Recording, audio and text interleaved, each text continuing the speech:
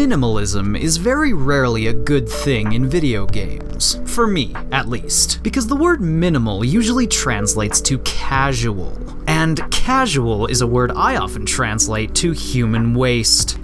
Now there are exceptions, of course, as illustrated perfectly in Satchbag's Game Immersion and Limbo. Less can certainly be more. One of my favorite indie games, KNYTT Stories, is all about minimalism. It handles gameplay perfectly by means of immersion.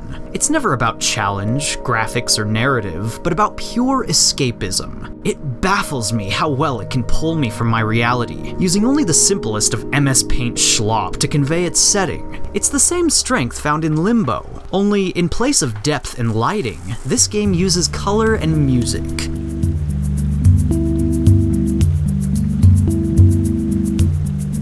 KNYTT Stories is a freeware stop-and-smell-the-roses platformer by Swedish developer Niklas Nygren, or as he prefers to be called, Niffless, because he's nifty like that.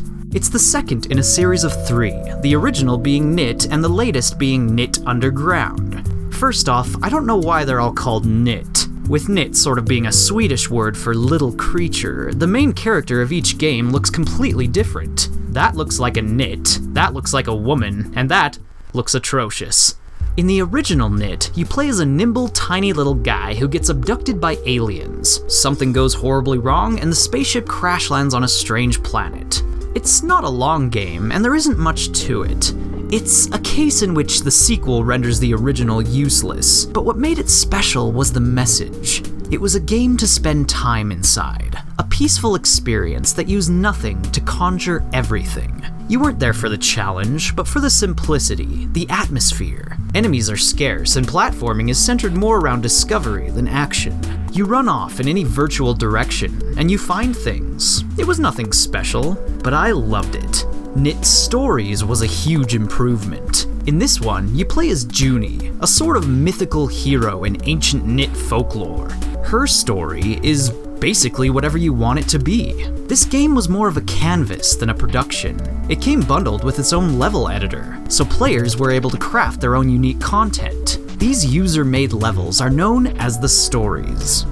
The KNYTT Stories. 6 notable stories were produced by Niffless himself, and I'd say all of them are a joy to play. No matter the setting, whether it be a glade of mushrooms, a deep forest village, an ice cap, or an underwater laboratory in the middle of the ocean, Niffless always had the right music to set the mood.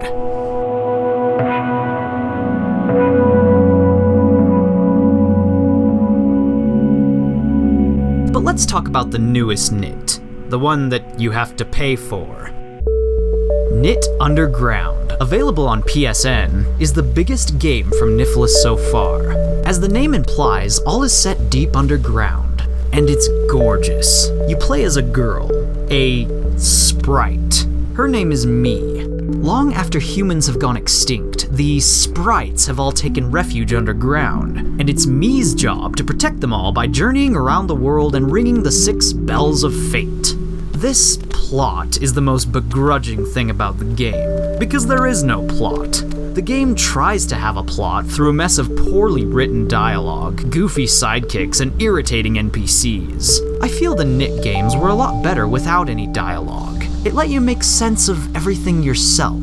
The player's solitude, immersed in music and surrounded by ever-changing shapes, gave these games an endearing quality of endless interpretation. The problem with KNYTT Underground is that it tries doing way too much. It's taken a step away from zen-like wonder and is instead filled with frustrating trial and error. Difficult platforming puzzles outweigh mystic exploration, and to make things worse, the main character, for some reason, has been given the ability to turn into a ball.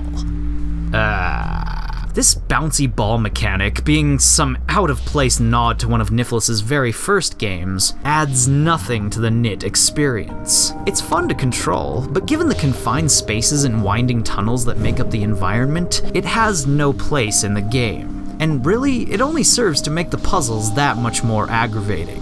It's because of these mistakes and the lack of curiosity that I didn't care to finish the game. KNYTT Underground is not basement-worthy, but it isn't at all bad. The elements that make KNYTT great are stronger than ever here. It's the most beautiful game Niffless has ever produced, and the music is absolutely top-notch. The visuals, the colors, the lighting, it blows me away, and it's truly an underground worth getting lost in. But it gets way too ahead of itself. I recommend the freeware games. It's storytelling without dialogue that made this series great, and I'll never forget the time I spent in its minimal worlds.